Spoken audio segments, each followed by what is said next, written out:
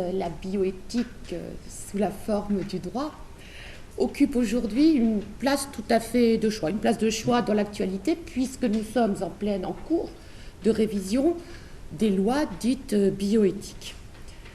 Et de fait, lorsqu'on parle de bioéthique et d'encadrement biomédical, on parle des lois de bioéthique. Cette expression, loi de bioéthique, que vous entendez très régulièrement et surtout en ce moment, que ce soit aux infos ou dans n'importe quel média, cette expression qui présente certainement l'avantage de faire comprendre rapidement, immédiatement l'objet de la loi, est en réalité tout à fait impropre sur le plan juridique, sur le plan strictement juridique. Il n'y a pas de loi de bioéthique pour les juristes, nous viendrons là-dessus. Je voulais vous le signaler dès le départ, afin de vous faire comprendre pourquoi je n'emploierai pas cette expression pourtant courante, et pourquoi je vous parlerai des lois relatives à la bioéthique ou aussi des lois relatives à l'encadrement de la biomédecine. Et d'où l'intitulé en 2 termes de cette intervention, droit et bioéthique. Alors le droit, je crois que vous n'êtes pas des juristes de formation, je vais essayer d'être simple sans pour autant vous faire un cours de droit, mais le droit d'une façon très générale, schématique, peut être défini comme l'ensemble des règles qui régissent la vie en société. Le droit public traite des relations entre l'État et les particuliers. Il s'agit du droit constitutionnel, du droit administratif, du droit de l'urbanisme, de l'environnement.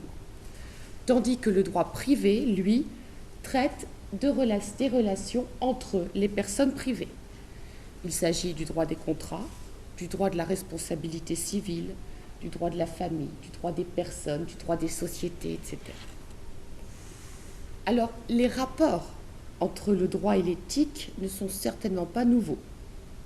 Ils ne sont pas nouveaux dans la mesure où le droit trouve une part de ses fondements, c'est-à-dire de sa justification, de sa raison d'être, dans l'éthique.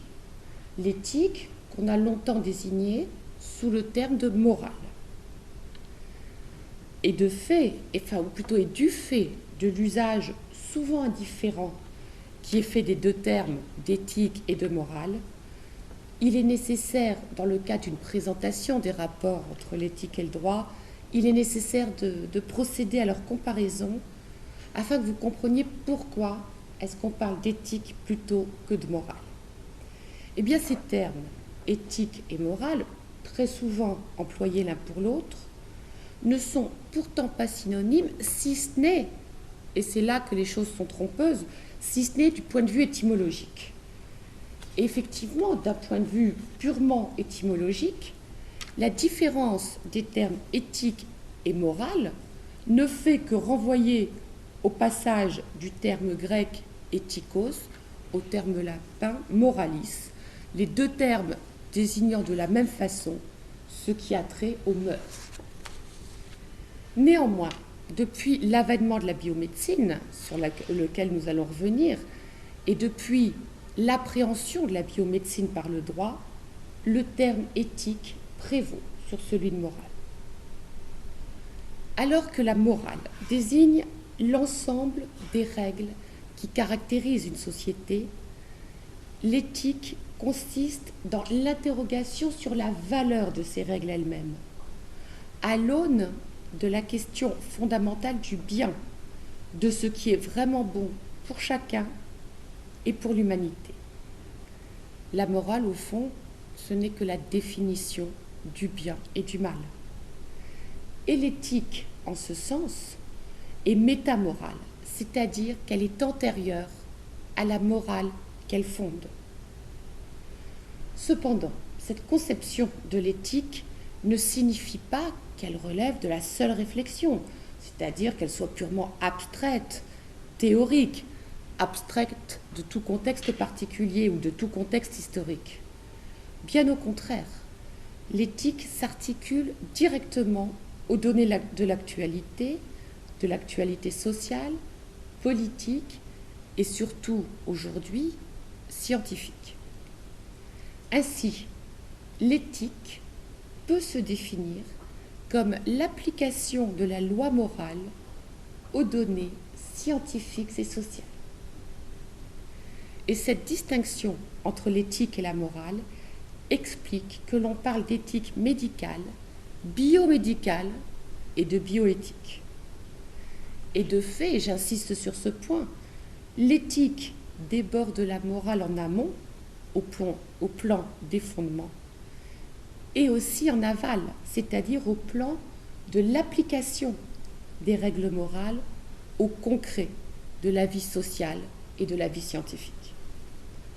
L'éthique est à la fois de l'ordre donc du principe, mais de l'ordre aussi du recours, lorsque la morale existante se trouve confrontée à des situations inédites qui excèdent les normes établies, comme c'est le cas lorsqu'il s'agit d'autoriser la création d'embryons à fin de recherche ou la gestation pour autrui.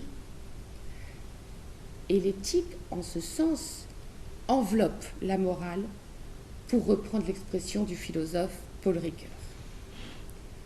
Donc, la bioéthique peut être définie de façon très schématique, nous allons l'affiner, comme l'éthique de la biomédecine. La biomédecine, elle, est née de l'interaction entre différents corps professionnels autrefois éloignés les uns des autres, par leur formation et aussi par leur objectif. En France, jusqu'à environ la seconde moitié du XXe siècle, la biologie et la médecine ont été envisagées, conçues, appréhendées comme deux disciplines distinctes l'une de l'autre. La biologie se pratiquait dans les laboratoires et la médecine, qui était essentiellement clinique, dans les hôpitaux. Et ce dualisme, très marqué à l'époque, explique certainement l'aspect plutôt retardataire de la médecine française au regard de pays comme les USA, le Royaume-Uni ou l'Allemagne. À la fin des années 30, l'apparition des années 1930 bien entendu, l'apparition de la génétique moléculaire a permis aux chercheurs de démontrer la réalité physique de la molécule, et notamment du gène. La matière a alors largement gagné en crédibilité. Et l'idée que la médecine doit en priorité bénéficier des progrès de la biologie a commencé de se répandre. Les esprits ont commencé de changer. Cependant, à la fin de la Seconde Guerre mondiale, la recherche médicale en France n'existe toujours quasiment pas. Et la situation a commencé à véritablement évoluer dans les années qui ont suivi la Seconde Guerre mondiale. Dans le cadre de la reconstruction, les pouvoirs publics ont attribué à l'État certaines fonctions nouvelles, parmi lesquelles l'organisation de la recherche scientifique.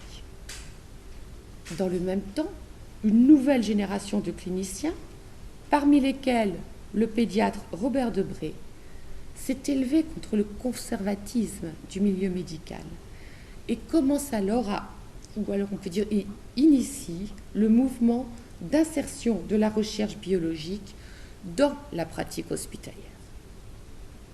C'est ainsi que les 2 décennies suivantes furent celles du développement des biotechnologies, c'est-à-dire des technologies, des applications technologiques des connaissances biologiques.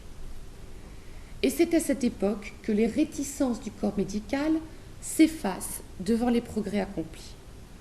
De fait, la victoire contre les maladies infectieuses, comme la tuberculose ou la polio, participe largement à ce changement. Et dans les années 1950, l'État met en place une véritable politique de santé, c'est-à-dire qu'il prend en charge l'organisation et le financement de la recherche et il améliore l'accès aux soins dans le sens d'un accès plus égalitaire. Dans le même temps, la recherche biologique est introduite dans la pratique hospitalière. Les laboratoires de biologie non seulement investissent les hôpitaux, mais ils deviennent le centre des découvertes et des innovations d'ordre médical. Des ingénieurs rejoignent alors les médecins et les biologistes afin de rendre plus efficaces, afin d'optimiser les techniques élaborées, pour produire des thérapies chimiques en travaillant à partir des molécules du vivant qu'ils apprennent à reproduire en masse. Et la configuration des sciences de la santé se trouve tout à fait modifiée, se trouve même transfigurée par ce changement. La médecine perd progressivement sa prééminence en tant que source du savoir médical, au profit d'une part de la biologie et du laboratoire de biologie, d'autre part de la médecine expérimentale et sociale. Cette nouvelle configuration des savoirs impliquait une réforme de l'enseignement. Et une ordonnance du 30 décembre 1958 réalise la fusion de la faculté de médecine, de la clinique et de la recherche au sein des centres hospitalo-universitaires, les CHU, tels que vous les connaissez aujourd'hui. À partir de cette époque, à partir de cette ordonnance, le corps des professionnels hospitaliers et universitaires se voit confier la triple fonction de la pratique des soins, de l'enseignement et de la recherche. Mais tout cloisonnement entre ces secteurs se trouve détruit. C'est la fin du dualisme de l'avant-guerre entre la médecine et la biologie. La biomédecine est donc née de l'interaction entre différents corps professionnels, autrefois éloignés les uns des autres par leur formation et leurs objectifs. Elle symbolise l'alliance de la médecine, de la biologie et aussi, il ne faut pas l'oublier, de l'industrie. L'avènement de la biomédecine, ces rapides progrès dans les domaines de la génétique et de l'embryologie notamment, ont ouvert des horizons nouveaux à la médecine. Mais l'application des biotechnologies sur la personne, et notamment le pouvoir d'intervenir sur le gène, ont aussi suscité des interrogations d'ordre moral sans précédent. Le développement du génie génétique, dans la mesure où il implique la possibilité d'intervenir sur le génome humain pour le modifier, pourrait, s'il se faisait en toute liberté, s'il échappait aux professionnels du domaine médical, pourrait permettre de modifier l'espèce humaine au gré de la volonté de ceux qui maîtrisent les biotechnologies. De même, le passage de la recherche à la clinique impose l'expérimentation sur la personne, sur l'être humain. Celui-ci, en principe sujet de la médecine, à ce moment-là, en devient l'objet. Et c'est pourquoi l'expérimentation suppose, nécessite, impose un cadre juridique très strict. La greffe, ou la pratique plutôt des greffes d'organes, si elle n'était pas strictement réglementée, et elle l'est dans notre pays, risquerait de conduire à un véritable marché, un marché généré, comme tout marché, par une demande largement supérieure à l'offre. Enfin, dans cette liste d'exemples, et peut-être surtout, la possibilité d'intervenir sur la jeunesse de la vie humaine impose de définir des limites politiques et sociales au techniquement possible. Et cela afin d'éviter les dérives d'une logique qui cesserait d'être médicale pour devenir purement scientifique. Et à titre d'exemple, le diagnostic préimplantatoire sur lequel les médecins et juristes se sont beaucoup interrogés, le diagnostic préimplantatoire permet d'éviter l'implantation dans l'utérus de la future mère d'embryons atteints d'affections particulièrement graves et diagnostiqués, mais il laisse poindre le spectre de l'eugénisme. De même, la possibilité de produire des embryons in vitro permet de pallier certaines formes de stérilité. Mais, par la mise au point, en cherchant comment mettre au point ces techniques d'assistance médicale à la procréation, on a également appris à fabriquer en masse des embryons. Donc, techniquement, la fabrication en masse d'embryons est possible. C'est pourquoi se pose la question, doit-on autoriser la création d'embryons, non pas en vue de l'assistance médicale à la procréation, mais d'embryons qui seraient destinés uniquement à servir la recherche. Et au fur et à mesure que les moyens de guérir se sont affinés, on s'est interrogé, et de façon de plus en plus aiguë, de plus en plus précise, souvent urgente, non seulement sur la conduite que devaient adopter les praticiens face à leurs patients, mais aussi sur les limites qui devaient être assignées au pouvoir de la science en matière médicale. Alors, pour revenir en arrière, au lendemain de la Seconde Guerre mondiale, le procès de Nuremberg a révélé au monde entier les atrocités commises par des médecins nazis qui s'étaient livrés dans les camps à des expérimentations sur des personnes. Et ces découvertes ont apporté la plus terrible démonstration qui soit des horreurs auxquelles peut aboutir la technique, non pas médicale, pseudo-médicale, lorsqu'elle est dénuée de toute éthique et, comme c'était le cas, totalement pervertie. Ainsi, le développement des techniques biomédicales représente certainement le premier des facteurs à l'origine de l'avènement de la bioéthique. Mais il en existe d'autres, parmi lesquels la montée en puissance des droits de la personne et la crise de l'éthique universelle qui ont suivi les massacres perpétrés au cours de la Première Guerre mondiale. Depuis une cinquantaine d'années, une soixantaine d'années, la question de l'encadrement du techniquement possible par le socialement et moralement acceptable s'est posée en termes nouveaux et avec une acuité sans cesse affinée, du fait qu'il est rapidement apparu à chacun, à l'ensemble de la collectivité, que par le développement des biotechnologies, au-delà de la science, c'est l'organisation sociopolitique de la société qui pouvait être en cause.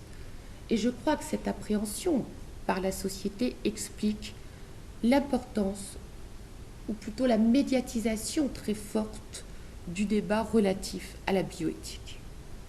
À titre d'exemple, les techniques d'assistance médicale à la procréation permettent, si la loi l'autorise, à des célibataires ou à des couples homosexuels d'avoir des enfants, de créer une famille par le biais de la procréation. Or, ces possibilités remettent en question la vision de la famille, qui est celle encore aujourd'hui du Code civil, famille créée à partir d'un couple et d'un couple formé d'un homme et d'une femme. Et c'est pour ça que je crois que des questions comme la gestation pour autrui ou les dons de gamètes ont eu tellement, entre guillemets, de succès sur la scène médiatique. Et il ne faut pas oublier qu'au-delà des données d'ordre moral, philosophique, anthropologique, religieux même, les choix qui doivent être faits se posent aussi en termes d'économie, car du fait de leur technicité, les soins médicaux atteignent des coûts élevés dont la prise en charge pèse sur la société. De plus, les biotechnologies font appel à l'industrie et les enjeux financiers s'avèrent colossaux. Face à ces interrogations, la prise de conscience rapide des citoyens vis-à-vis des nouveaux pouvoirs de la médecine a accéléré l'organisation de la réflexion. Alors, le terme bioéthique est apparu pour la première fois en 1970 dans un article d'un cancérologue américain, Von Roessler-Potter. D'un point de vue strictement étymologique, le terme bioéthique signifie l'éthique de la vie. Mais une telle acception du terme, si elle correspond à la vision qu'en avait Van Potter, ne rend pas compte de son sens actuel qui est bien plus restreint. La bioéthique aujourd'hui apparaît comme un domaine interdisciplinaire consacré à l'examen des questions d'ordre éthique que posent les pratiques médicales et notamment l'application des nouvelles biotechnologies lorsqu'elles impliquent une manipulation du vivant, afin de prévenir les risques que celles-ci peuvent présenter pour le devenir de l'humanité. Parmi les disciplines qui composent ce domaine, on trouve tout d'abord la médecine, mais aussi la philosophie, la psychanalyse, la sociologie, l'anthropologie et le droit. La réflexion bioéthique a conduit à l'élaboration de normes qui peuvent être de différentes natures. Il peut s'agir de règles de déontologie instaurées par des organisations représentatives des scientifiques et des médecins. Il peut s'agir d'avis d'instances éthiques ou encore de recommandations et de directives émanant d'autorités politiques ou administratives. En France, comme dans bien d'autres pays, la réflexion bioéthique a conduit à constater la nécessité d'un encadrement législatif des pratiques biomédicales. Cette intervention de la loi dans un domaine a priori médical ne va pas de soi, car nous avons vu, d'une part, que les questions qui s'inscrivent dans le cadre de la réflexion bioéthique sont d'ordre éthique, scientifique, philosophique ou économique plutôt que strictement juridique. Et d'autre part, il existe d'autres normes que la norme juridique susceptible de régir ces pratiques. Cependant, le recours à la règle de droit se trouve légitimé par la nature et l'ampleur des enjeux liés au développement des techniques médicales et notamment en ce que l'application de ces techniques dépasse ou peut dépasser le domaine thérapeutique. Et dans la mesure où elle concerne la personne et le corps humain, la seule règle de nature adéquate se trouve être la règle légale, parce que cette règle légale est soumise au débat démocratique, votée par le Parlement qui assure la représentation populaire et le respect du fait majoritaire. Le principe de la liberté de la recherche ne doit pas asservir les individus ni attenter à l'organisation de la société. Et c'est parce que cette organisation pourrait être mise à mal par l'application de certaines techniques, comme le clonage, ou l'application inéquitable de certaines autres, comme le don d'organes, que les pouvoirs publics sont fondés à élaborer des lois. Seule la règle de droit, parce qu'elle est votée par les représentants de la nation, et aussi parce qu'elle se trouve assortie de sanctions, permet d'assurer une protection des personnes qui soit efficace. La société doit bénéficier des progrès de la science sans en subir les conséquences néfastes. C'est pourquoi, face aux dangers potentiels, il revient au pouvoir public d'assurer aux personnes la meilleure qualité de vie possible, mais aussi leur protection. Or, l'une et l'autre, l'amélioration de la qualité de la vie comme la protection passe soit par la promotion, soit par l'encadrement, mais soit par l'interdiction ou la limitation de certaines pratiques. Il ne faut en aucune façon penser que les raisons de recourir à la loi se traduisent uniquement en termes de danger et que le juriste voit le médecin comme une espèce de savant fou, loin de là. Les progrès scientifiques sont porteurs d'espoir et de progrès effectifs, et ça, les juristes l'ont bien compris. Mais là encore, il revient à la loi d'assurer un accès équitable à ces nouvelles sortes de soins, comme les dons d'organes, les dons de matériaux génétiques, afin que la demande, je le disais tout à l'heure, largement supérieure à l'offre, n'entraîne pas de tractation inadmissible au regard de nos droits fondamentaux. La loi relative à la biomédecine a donc comme objectif d'intégrer les progrès de la biomédecine dans le système de valeurs mis en place par notre société et autour duquel elle est organisée. Au regard des questions soulevées par l'encadrement juridique de la biomédecine, on pourrait imaginer un système normatif exclusivement international. On peut même penser que ce serait la meilleure solution, puisque l'application de ces techniques dépasse les frontières. On sait aujourd'hui que, par exemple, la gestation pour autrui, ou même malheureusement le don d'organes, font l'objet d'une sorte de tourisme, on peut dire aussi de nomadisme scientifique, enfin procréatif ou médical. Mais pourtant, aujourd'hui, à l'heure qu'il est, et en l'état du droit, deux raisons plaident en faveur d'un droit national. La première réside dans son effectivité qui assure son efficacité. Car le droit international est fait de normes dont le caractère est le plus souvent non contraignant. Il s'agit plutôt de directives, d'avis, de recommandations aux États. La seconde raison se trouve dans le fait que les normes posées varient en fonction du patrimoine historique et culturel propre à chaque État, ce dont témoigne l'actuelle hétérogénéité des droits internes. Par exemple, en matière de don de gamètes, nous sommes un des seuls, si ce n'est, je crois, le seul pays d'Europe à maintenir le principe d'anonymat, parce que notre culture, aujourd'hui, nous amène à ça. Il revient donc, pour l'instant, au droit national, la tâche de construire le cadre juridique des pratiques biomédicales. Alors, une fois qu'on s'est prononcé pour le droit national, eh bien, concernant en tout cas la France, il a fallu choisir, déterminer parmi les différentes normes, types de normes envisageables, quelle était la norme adéquate.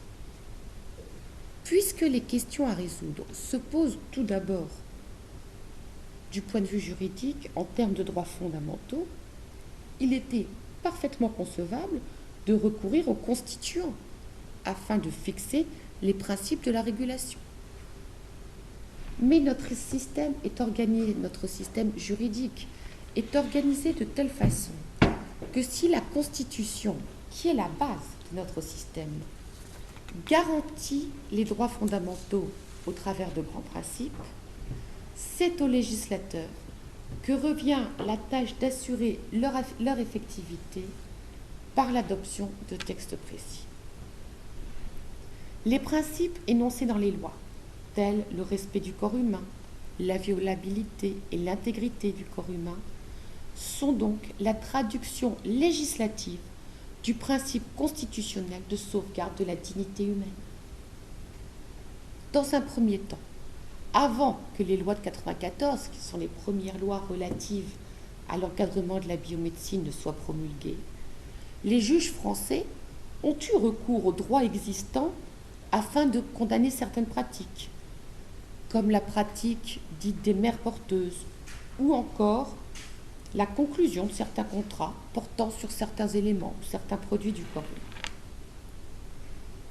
Et les principes du droit civil antérieurs à 1994, donc non spécifiques à la biomédecine, se sont très vite révélés tout à fait insuffisants à encadrer les nouvelles technologies relatives au corps humain. Les questions relatives au sens de la vie et de la mort ne sont pas nouvelles. De tout temps, l'être humain s'est penché sur ces questions. Mais elles se posent en termes nouveaux, du fait des possibilités offertes par la science. Alors, le Code civil, qui en France date de 1804, on l'appelle le Code Napoléon. Eh bien, ce Code civil, dans sa version initiale, n'appréhendait pas la personne comme un être humain fait de chair et de sang. Il l'appréhendait comme une personne abstraite, désincarnée, excepté en droit pénal, mais en droit civil comme un sujet de droit et d'obligation. On envisageait la personne du point de vue essentiellement de son patrimoine qui est l'ensemble de ses droits et de ses obligations. Et cette conception de la personne ne laissait pas le juge en mesure d'apporter une réponse aux questions posées par le développement de la biomédecine et de la recherche scientifique, si ce n'est de façon tout à fait artificielle, c'est-à-dire passant pour les juges par un travail d'interprétation qui confinait, à force d'interprétation, qui confinait au divinatoire. Car De fait, les juges en France sont tenus de rendre une solution sous peine de déni de justice. Ils ne peuvent pas refuser de statuer au motif qu'ils ne disposent pas des textes nécessaires. Ils sont obligés de juger. Donc lorsqu'ils ne disposent pas des textes nécessaires, ils vont chercher d'autres textes, le plus adéquat possible, et ils les interprètent. C'est-à-dire qu'ils les tendent dans tous les sens, ils les tirent, les étirent, afin d'essayer de trouver une réponse à la question posée.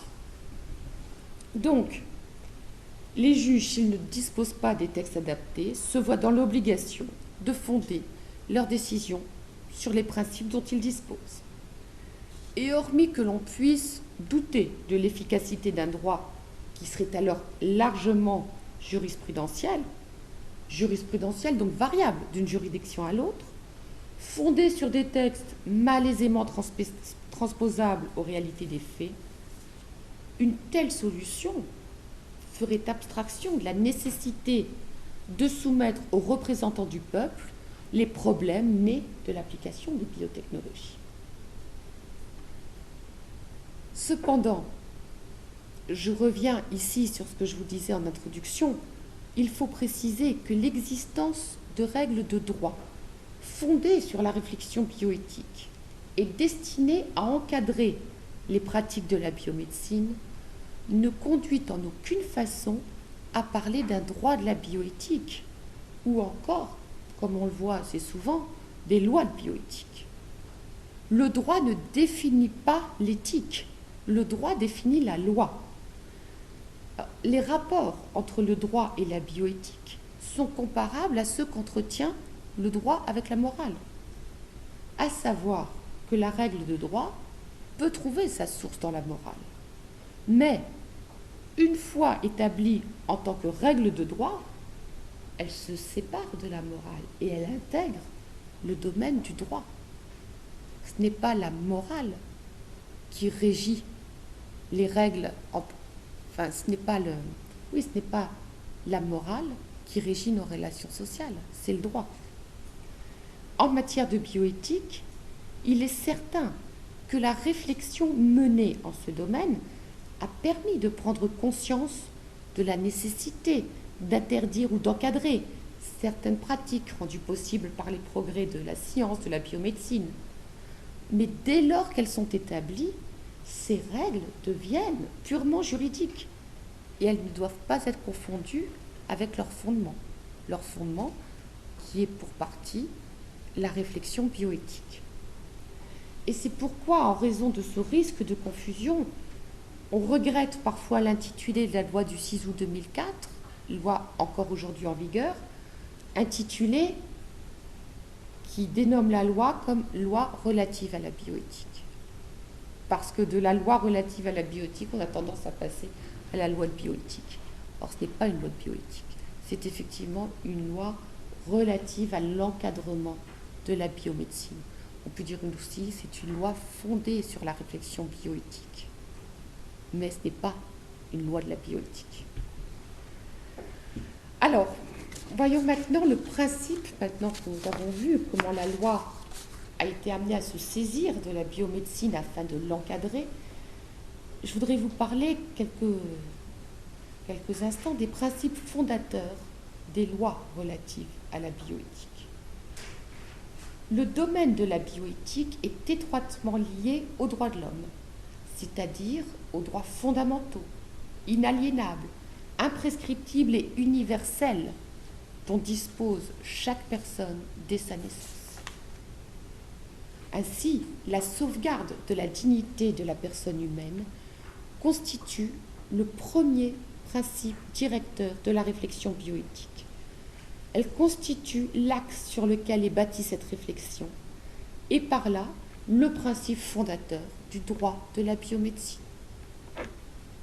C'est ainsi que l'article 2 de la loi du 29 juillet 1994, inséré à l'article 16 du Code civil, dispose que la loi assure la primauté de la personne, interdit toute atteinte à la dignité de celle-ci et garantit le respect de l'être humain dès le commencement de sa vie. La loi à laquelle il est fait référence à l'article 16 renvoie à la règle constitutionnelle issue du préambule de la Constitution du 27 octobre 1946. Bon, vous savez que c'est à ce préambule lui-même que se réfère la Constitution de 1958.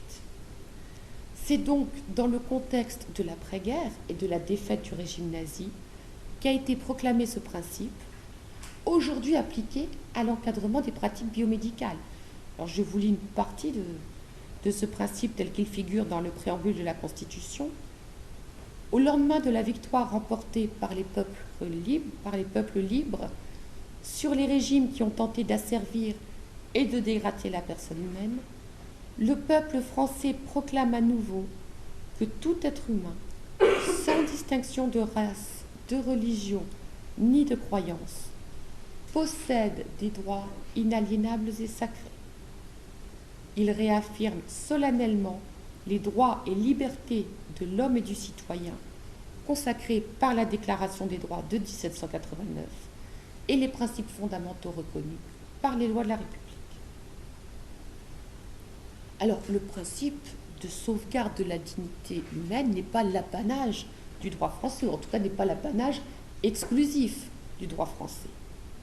Proclamé dans la Déclaration universelle des droits de 1948, il constitue un principe fondamental dans de très nombreux pays.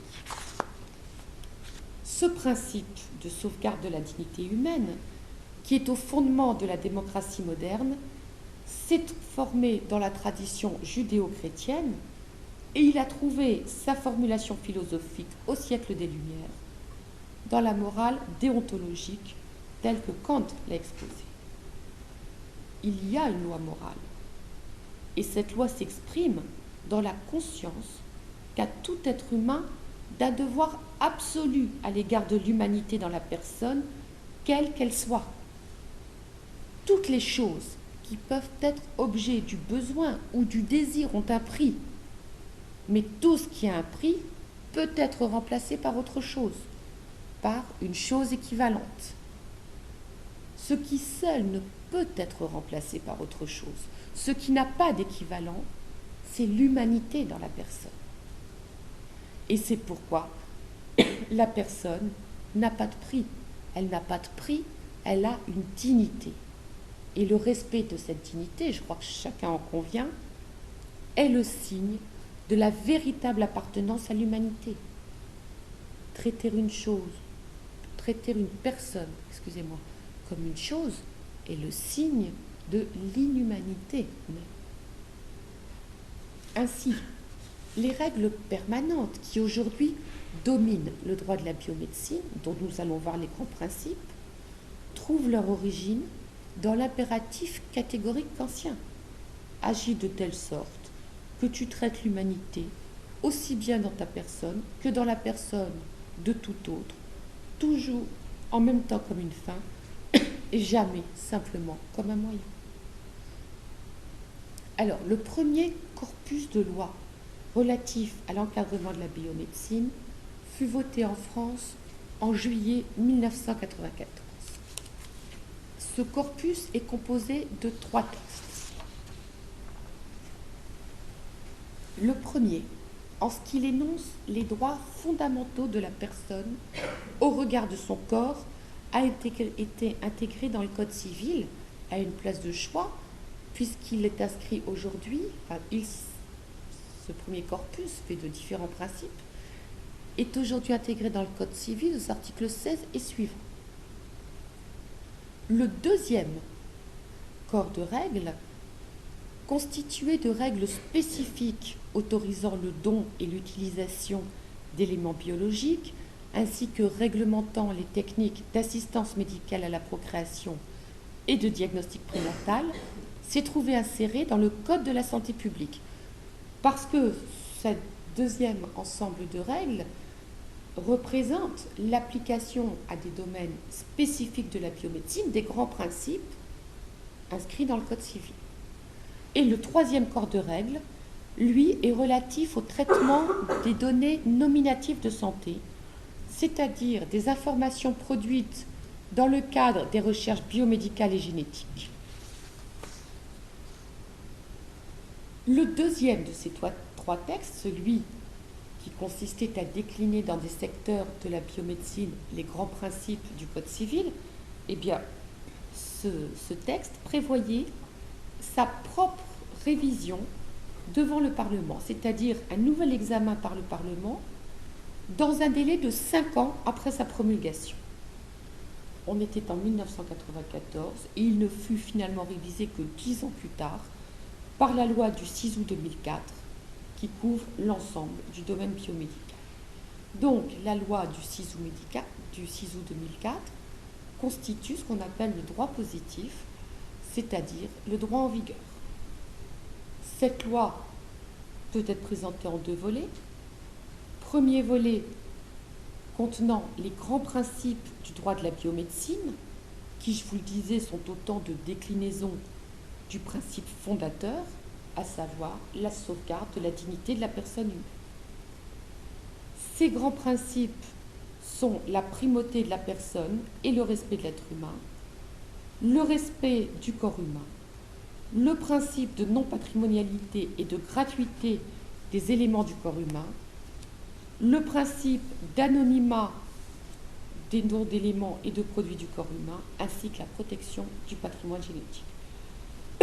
Donc voilà les grands principes du droit de la biomédecine tels qu'ils figurent aujourd'hui dans le Code civil.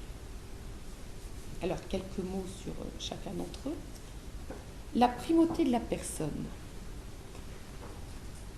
énoncée à l'article 16 du Code civil, signifie que le législateur indique qu'en cas de conflit d'intérêts qui opposerait des droits patrimoniaux à des droits extra-patrimoniaux, ces derniers, en ce qu'ils sont associés à la personne, doivent être considérés comme supérieurs au premier, c'est-à-dire tous les intérêts relatifs à la personne doivent l'emporter sur un intérêt susceptible d'être évalué en argent, donc d'un intérêt extra-personnel. Le texte de l'article 16 énonce ensuite le principe fondamental de sauvegarde de la dignité humaine, puis il garantit le respect de l'être humain dès le commencement de sa vie. Alors, cette disposition fait couler beaucoup d'encre, parce que, en indiquant qu'il garantit le respect de l'être humain dès le commencement de sa vie, cette disposition qui reprend celle figurant dans la loi relative à l'interruption volontaire de grossesse, la loi Veil de 1975, pose la question de la détermination du commencement de la vie. Quand faut-il, au regard de la loi, situer le commencement de la vie? Lors de la fécondation, à un certain moment de la gestation ou au moment de la naissance? La loi a dû répondre à cette question. Ensuite, le respect du corps humain figure également parmi les grands principes du Code civil.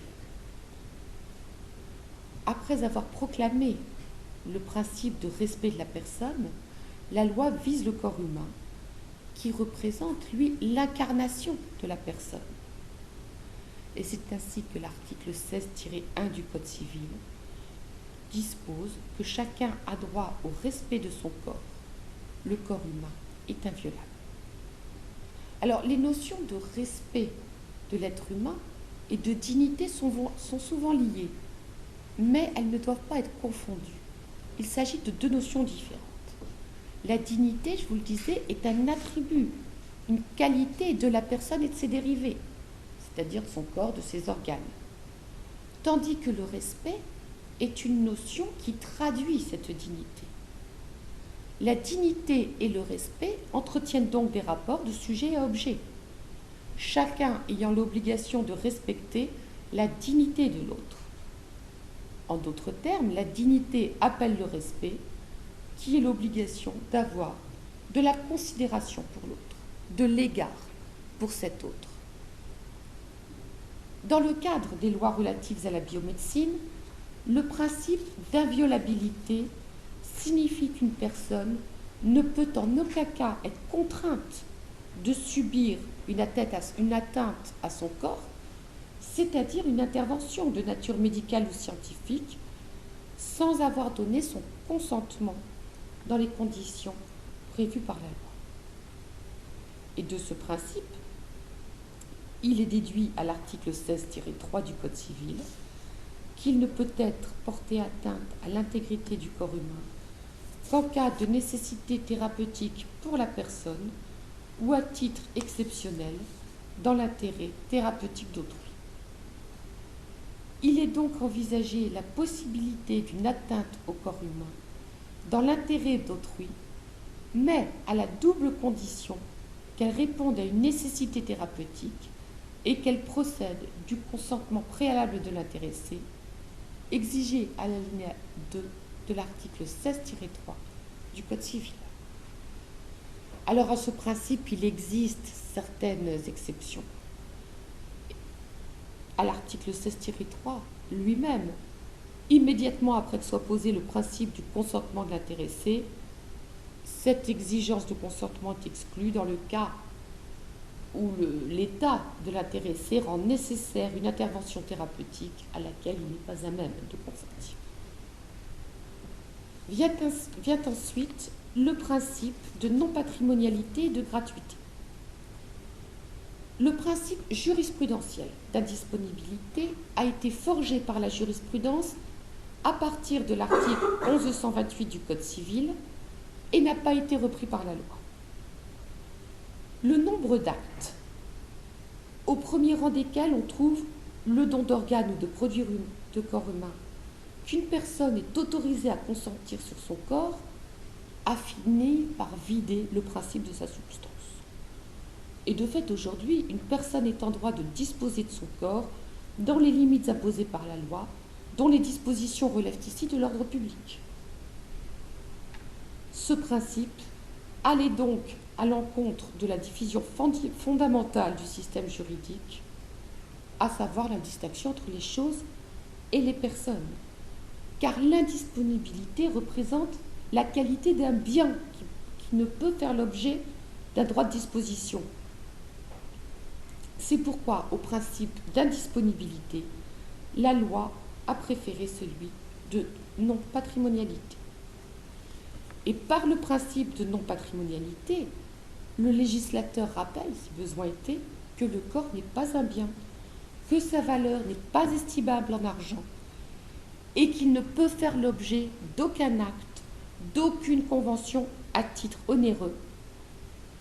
Mais il n'exclut pas que le corps fasse l'objet d'actes à titre gratuit, concrètement de dons, sous réserve bien entendu des conditions légales.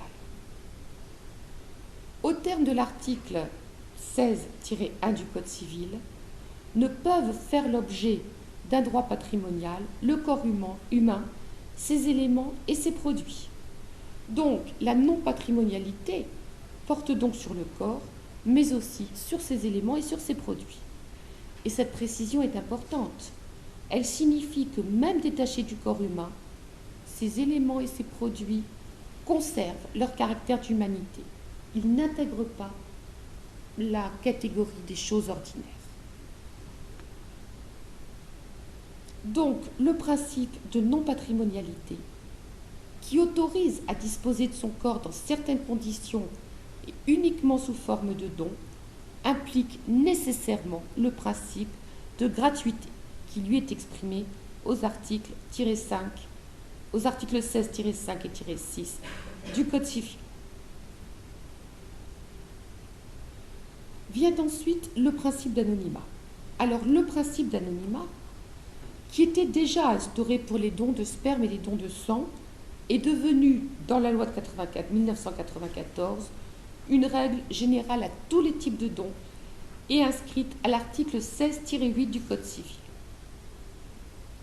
Au terme de ce texte, aucune information permettant d'identifier à la fois celui qui a fait don d'un élément ou d'un produit de son corps et celui qui l'a reçu ne peut être divulguée.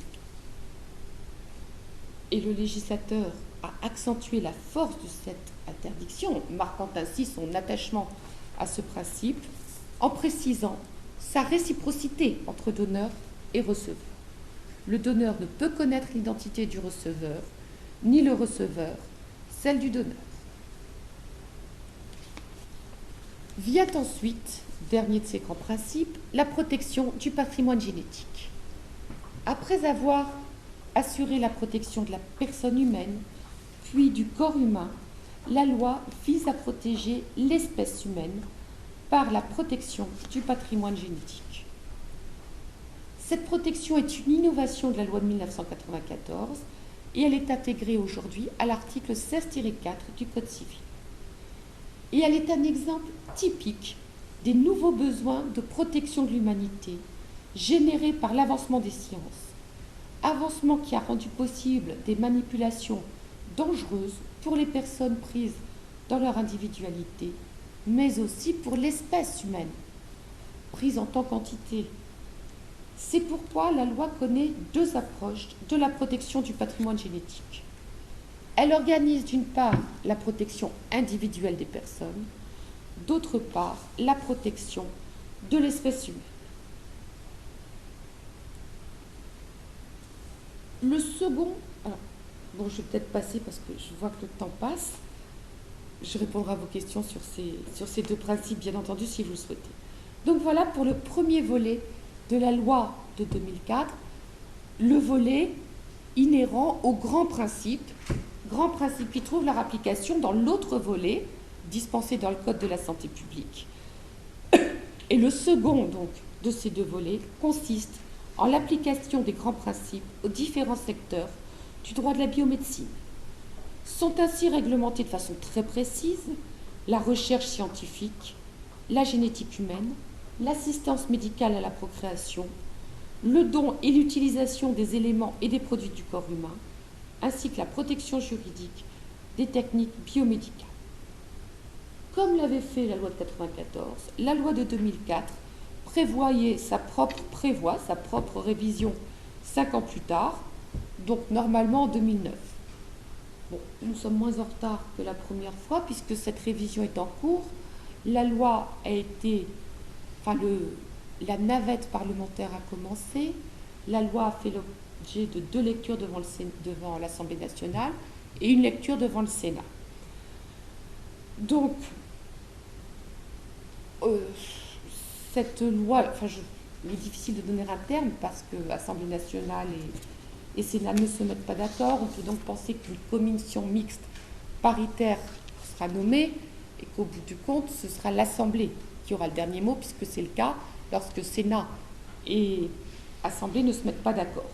Ce que je peux simplement vous dire très rapidement sur cette loi, sur la révision de la loi, c'est peut-être vous citer ou vous mentionner les grands problèmes dont vous avez certainement entendu parler dans l'actualité. Alors, en ce qui concerne l'assistance médicale à la procréation, c'est peut-être le domaine le plus polémique. La question était de savoir si on lève ou non l'anonymat des dons de gamètes.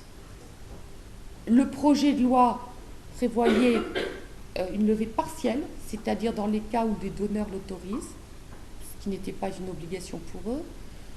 L'Assemblée nationale avait entériné ce projet, le Sénat, lui, l'a abrogé, et l'Assemblée nationale, dans sa deuxième lecture, l'a réinstauré. Vous voyez, bon, les choses semblent destinées à évoluer encore, puisque la loi va retourner devant le Sénat. L'autre question était de savoir si on ouvrait l'assistance médicale à la procréation, si on étendait son domaine au-delà du thérapeutique, c'est-à-dire en l'ouvrant à des femmes célibataires ou à des couples homosexuels souhaitant former une famille homoparentale, c'est-à-dire ce qu'on appelle une stérilité sociale, mais non thérapeutique.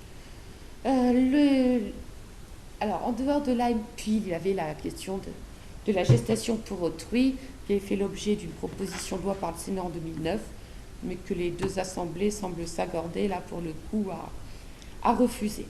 Alors, en dehors de l'assistance médicale à la procréation, une des grandes questions, c'est celle de la recherche. La recherche sur l'embryon, aujourd'hui, fait l'objet d'une interdiction assortie de dérogation. Et c'est au nom de cette dérogation que la recherche, c'est au titre de cette dérogation, que la recherche est pratiquée en France aujourd'hui. Donc, beaucoup de juristes et le Sénat avaient opté pour un passage de ce principe d'interdiction à un principe d'autorisation encadré de conditions, afin de rendre la loi plus lisible.